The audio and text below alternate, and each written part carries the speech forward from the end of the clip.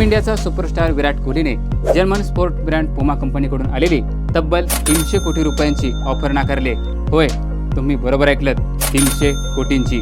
पुमा या जागतिक स्तरावरील स्पोर्ट ब्रँडने विराटला पुन्हा एकदा ब्रँड अँबॅसेडर म्हणून नियुक्त करण्याची तयारी दाखवली होती, पण विराटने ही ऑफर सरळ नाकारली. आता प्रश्न उभा राहतो, विराटने इतक्या मोठ्या ऑफरला नकार का दिला? कारण याआधी पण तो या ब्रँडचा अँबॅसेडर होता. मग आत्ताच का त्याने ही ऑफर नाकारली? तर सूत्राच्या माहितीनुसार विराटला आपला ब्रँड आणि तत्वाशी प्रामाणिक राहायचंय. त्याने यापूर्वीच फिटनेस, खेळ आणि तरुणाईशी संबंधित ब्रँडसोबत काम करण्याचं ठरवलं आहे.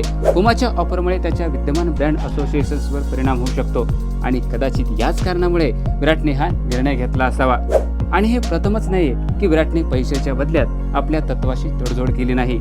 यापूर्वी तो जाहिरात निवडताना खूप काळजी घेतो आणि म्हणूनच विराट केवळ खेळातच नाही तर आपल्या मूल्यांमुळेही लाखोंचं आदर्श व्यक्तिमत्व बनलाय. विराटने पुमा नाकारल्यामुळे चर्चांना उधाण आलं आहे.